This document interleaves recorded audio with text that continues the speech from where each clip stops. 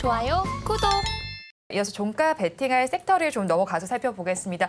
지금 본부장님 섹터를 좀 먼저 알아보고 싶습니다. 게임 섹터를 알아보고 싶은데 사실 8월에 게임스컴이 있기도 한데 자, 오늘 제가 이 종목으로 살펴본 데브시스터즈 왜 이러나 싶더라고요. 네네. 이렇게 되면 투심이 개선되다가도 약간 찬물을 끼얹지 않을까 하는 우려감이 들기도 하는데 본부장님 어떻게 보십니까? 일단 이제 데브시스터즈가 쿠키런 신작이 출시가 되면서 네. 상한가도 또 찍었긴 했었잖아요. 네. 그리고 오늘은 좀 급락세가 좀 나와주고 있는데 사실 외국인들의 좀 매물이 좀 크게 나오면서 그거 밑에서 받쳐줄 수 있을 만한 매물이 아직은 안 나오다 보니까 좀 밀리는 거라고 판단을 하고 있고 다만 이제 뭐 기관 같은 경우가 지금 시점에서도 뭐 소폭이긴 하지만 일단 매수세가 좀 들어와주고 있는 상황이거든요. 사실 이제 데브시스터즈 같은 경우가 이 쿠키런 IP 하나만 가지고 10년 넘게 장수해온 기업입니다. 그러니까 지금 원작 IP 하나를 가지고도 계속해서 지금 장수를 해올 수 있는 기업이라는 것은 그만큼 이제 쿠키런에 대한 부분들의 인기도도 굉장히 많이 올라가 있다는 거고 또 쿠키런이 이미 중국 시장 쪽에서도 괜찮은 매출을 내고 있는 상황이거든요. 거기에 이제 또 신작까지 냈을 때 그때 당시에 좀 사전 예약자가 제 기억으로 한 200만 명이 넘었던 걸로 지금 기억을 하고 있는데 그때 당시 이제 테스트 기간을 거치면서 긍정적인 피드백도 거의 95% 이상까지 나온 상황이었거든요.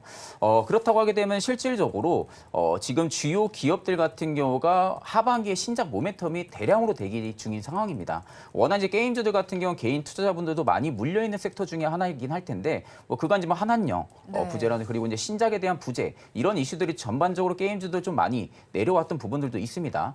다만 이제 하반기에는 오히려 신작 모멘텀이 되고 좀 대기 중이라는 부분들이 전반적으로 좀 투심을 살릴 가능성이 높다고 보고 또 이제 시프트업에 대한 상장 기대감도 일단 있는 상황이잖아요. 네. 그러다 보니까 결국에는 이제 섹터 쪽에 대한 전반적인 투심이 회복이 되게 되면은 결과론적으로 이제 신작이 있는 기업들의 좀 맞추기식, 수급 맞추기식이 좀 들어가주겠죠. 네. 거기에 또 하나의 좀 이벤트라고 볼 수 있는 부분들이 8월에 이제 독일에서 게임스컴 부분들이 좀 개최를 하는데 제가 지금까지 확인한 걸로는 국내 업체들이 일단 넥슨이 참가를 하고요. 또 이제 네. 펄어비스가 또 참가를 하는 것으로 알고 있습니다. 넥슨 같은 경우는 이번에 게임스컴에서 카잔이라는 신작을 공개를 합니다. 네. 근데 이 카잔이라는 신작 자체가 던전 앤 파이터의 IP를 원작으로 만든 게임이에요. 그러니까 던전 앤 파이터 같은 경우가 지금 PC도 그렇고 모바일도 그렇고 중국 쪽에서 출시했을 때 당시에도 구글 매출 스토어에서 1위를 좀 달성할 정도로 워낙 좀 인기도가 많은 IP죠. 그러니까 그 IP 기반으로 이번에 이제 카잔이라는 것을 출시를 앞두고 있는 상황이고 반대로 이제 펄어비스 같은 경우가 그간 계속해서 주가를 끌어내려왔던 부분들이 붉은 사막 부재였어요. 그러니까 붉은 사막 부분들의 이슈가 앞전부터 꽤 오래전부터 이어져 왔던 부분들이 결국에 이제 이게 계속해서 개발이 늦춰지다 보니까 주가를 꾸준하게 내려왔던 부분들이 있는데 이번에 좀 밝혔던 부분들이 B2C로 체험을 할 수 있는 그러니까 유저들이 붉은 사막을 플레이를 하면서 체험을 할 수 있는 그런 개방안을 이번에 좀 발표를 한 상황이거든요. 그래서 이런 부분들을 지금 계획성을 가지고 있는데 그럼 우리가 여기서 이제 생각을 해볼 수 있는 부분들이 펄어비스의 붉은 사막이 거진 다 개발이 완료가 됐을 가능성이 높다는 겁니다. 네. 그 이제 B2C 쪽에 대한 체험을 열었다라는 것은 거의 지금 기술 개발이 막바지에 들어가 있다라는 거죠. 그러면 결국 이제 게임스컴이 지나고 나서는 본격적으로 마케팅이 들어갈 거고요. 마케팅이 들어가면서 이제는 펄어비스의 주가를 끌어올릴 수 있는 부분들은 붉은 사막의 출시 일시라든지 아니면 이제 출시 이후의 인지도라든지 흥행도라든지 이런 여부들이 펄어비스의 주가를 좀 끌어올릴 가능성이 높은데 저는 일단은 지금부터는 그래도 붉은 사막에 대한 기대감, 모멘텀이 일단 심어져 있기 때문에 저는 일단은 주가 상승 모멘텀은 현재 유효하다고 보고 있는 상황이에요. 이제 그런 부분들이 결국에 펄어비스의 주가를 좀 끌어올릴 가능성이 높다고 보고 있는 상황이고요. 그렇다면 하게 되면 이제 게임주들의 전반적인 투심이 일단은 좀 회복이 되고 있다라는 점만 놓고 보면은 당분간 일단 게임스컴에 대한 8월 전까지는 좀 수급은 좀 유지가 될 가능성은 좀 높다고 보고 있습니다. 특히 이제 데브시스터즈에 좀 물려 있으신 분들 같은 경우는 지금 오븐 스매시라는 신작까지도 대기 중인 상황이거든요. 그러니까 지금 모험의 탑이 출시를 하고 나서 오븐 스매시까지도 지금 출시를 앞두고 있는 상황인데 보통 이제 우리가 MMORPG 쪽은 이용하시는 분들도 계시지만 반대로 원터치형 게임을 좋아하시는 분들이 많아요. 뭐 지하철이나 버스를 탈 때 MMORPG 양손으로 하기가 좀 힘들잖아요. 복잡하고 그러다 보니까 이제 한 손을 가지고 할 수 있는 게임들에 대한 인지도가 많이 올라가 있고 또 단순한 게임들이 많은 인지도가 올라가 있는 상황이거든요. 이게 결국에 이제 쿠키런이 그런 기반으로 좀 맞춰져 있다라는 부분들이 실질적으로 저는 이 IP 부분, 트래픽 부분들이 계속 좀 유지가 될 가능성이 높다고 봅니다. 그러니까 이제 어떻게 보면 이제 본격적으로 모험의 탑이 출시를 하고 나서 매출을 봐야 된다고 봐요. 그러니까 지금의 주가가 위로 올렸다가 빠지기는 했지만 이게 오히려 지금 매출이 안 나올 거라는 우려감으로 빠진 부분들이 아니라 저는 일단 한번 흔드는 부분들 그리고 또 개인 투자자분들이 꽤나 많이 물려 있었던 걸로 저는 판단을 하고 있거든요. 어제 지금 보면은 개인의 매도세가 굉장히 많이 나왔어요. 그러니까 그간 데브시스터즈 고점에 물려 있던 물량들이 어제 상한가를 치면서 거좀 다 본전에서 나갔을 가능성이 높다고 봅니다. 아니면 이제 약손실을 보고 나갔거나요. 그러면 이제 그렇게 되면 손바뀜 현상이 지금 나타난 모습들이 어제 거래만 보면 일단 알 수가 있는 부분들이거든요. 일단 외국인 기관, 뭐 보험 투신할 거 없이 전부 다 들어온 상황이잖아요. 사모펀드도. 그러니까 개인의 매물을 지금 메이저들이 받아줬다라는 부분들은 일단 손바뀜 현상이 일어나고 있다는 것은 데브시터즈 입장에서는 매우 긍정적으로 바라볼 수 있는 그런 관점이라고 생각을 하고 있고요. 전반적으로 게임 섹터 저는 굉장히 좀 긍정적으로 일단은 바라보고 있는 상황입니다. 네, 게임 섹터 전반 중에서 오늘 가지고 오신 종목은 펄어비스인데 자, 앞으로 어떤 모멘텀을 조금 더 체크해 볼까요?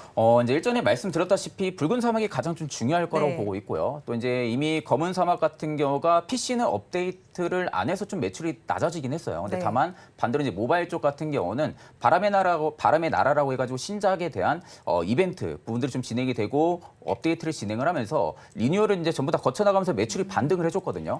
그러니까 그런 부분들이 있어가지고 검은 사막에 대한 트래픽도 일단은 견조하게 하반기에 유지가 될 가능성이 높다고 보고 있고 거기에서 이제 앞전에 말씀드렸다시피 결국 이제 붉은 사막에 대한 기대감, 모멘텀이 가장 클 겁니다. 펄어비스의 주가를 그동안 끌어내려왔던 부분들도 그쪽에 코멘트가 맞춰져 있는 상황이다 보니까 이번 게임스컴에서 공개하고 나서의 주가의 흐름들도 살펴볼 필요성이 있다고 보고 있고요.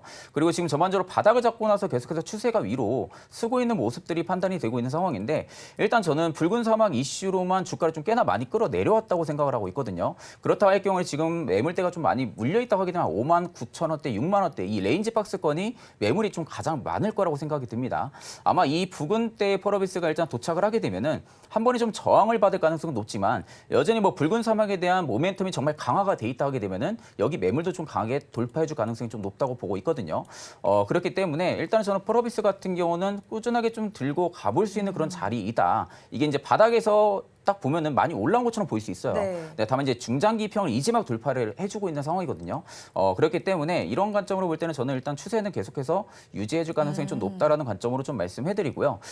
일단 이제 펄어비스에 대한 부분들은 종가로는 충분히 접근이 가능한 상황이고 제가 이제 목표가 같은 경우는 조금 더 위로 잡아드릴게요. 조금 더 위로 잡게 되면 5만 7천 원대까지는 충분히 올라갈 거라고 지금 생각을 갑자기 들고 있습니다. 그래서 이 부근대까지 한 번 더 끌고 가보시고 만약에 5만 7천 원대까지 끌고 가기가 힘들다 하시면 저는 5만 원대까지도 그러니까 5만 원에서 5만 7천 원 이 레인지 박스권에서 분할 매도로 계속 좀 챙기시는 것을 추천을 드립니다.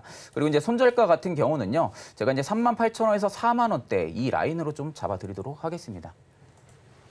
네, 먼저 종가 베팅할 종목 펄어비스 알아봤습니다. 대표님께서 가지고 오신 섹터도 알아보겠습니다. 미용 쪽입니다. 수출 데이터도 좋고 네. 아마존과 관련한 이슈도 지금 있습니다. 네. 어떻게 흐름을 바라볼까요? 뭐 일단은 시장이 좀 안 좋을 때는 네. 계속해서 뭐 화장품이라든지 뭐 K푸드 이런 기업들이 좀 방어를 해주는 것 같아요. 결국엔 수출 데이터가 중요하다 생각을 좀 하고 있습니다. 계속해서 안정적인 북미 시장이라든지 일본 시장 중심으로 해서 수출이 잘 나오고 있고 또 이제는 그동안 쳐다보지 않았던 중국도 이제 주목해야 되는 시장인 것이죠. 네. 관광객이 유입되면서 인바운드 관련된 매출이 늘어나고 있고 중국도 소비 심리가 좀 개선되고 있는 부분들이 좀 있다는 것이죠. 그래서 사실은 화장품주들이 움직인 스토리를 보신다면 작년 동안에는 미국이라든지 일본, 뭐 유럽 이런 부분들에 대해서 성장 스토리가 있는 기업들이 주가가 많이 올라왔었어요. 그리고 나서 거의 한 7, 8개월 정도 주가가 전혀 움직임이 없었습니다. 옆으로 행보를 하다가 최근 들어서 급성장하게 된 것은 이쪽도 있지만 또 중국도 있다라는 인식이 생기면서 같이 움직임이 나온 거거든요. 그래서 저는 중국을 무시할 수는 없다 생각을 좀 하고 있습니다.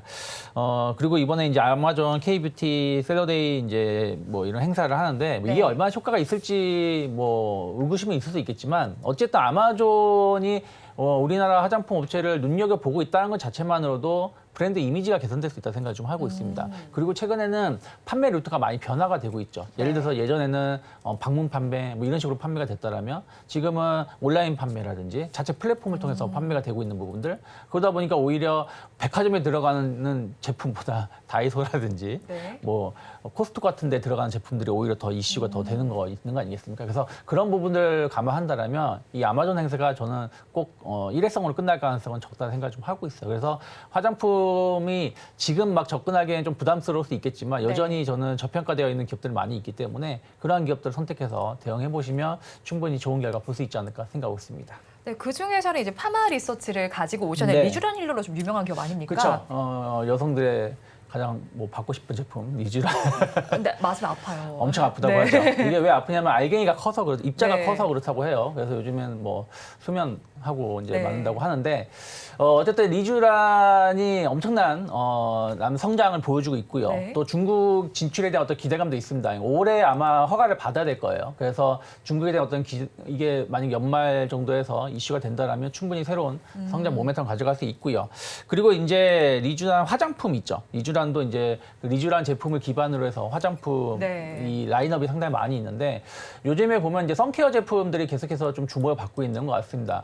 뭐 저 같은 경우도 예전에는 뭐 그런 거 무시했었는데 네. 요즘에는 여름에 잠깐 그냥 반팔 입고 나갔다 오면 팔 같은 게 빨갛게 부어오르더라고요. 네. 그래서 팔토시 같은 거 하고 네. 이제 나가긴 하는데 이제 자외선으로 인해서 피부에 약간 손상을 받았을 때 이걸 빨리 재생해 줄 수 있는 제품 성능이 좋다고 합니다. 사실 저는 안 써봐서 그냥 그 네. 뉴스만 보고 말씀드리는 건데 어쨌든 리쥬란 제품 자체의 어떤 성능이 상당히 좋기 때문에 이런 부분들이 새롭게 이슈가 된다라면 주가는 다시 한번 재평가 받을 수 있다 생각을 좀 하고 있어요. 최근에 주가 상승을 상승을 많이 보인 기업들이 대부분 여름 UV 차단제, 선케어 관련 제품을 판매가 잘 되는 기업들이었기 때문이죠. 그래서 파마 리서치 보신다라면 한 2달 정도 한 14만 원에서 행보를 하다가 이제 이번 주 들어서 상승 전환시킨 것을 본다라면 제가 보기엔 충분히 추가적인 상승 가능성이 열려 있다 생각하고 있고요. 일단 단기 목표가는 18만 원 정도 열어놓고 있고요.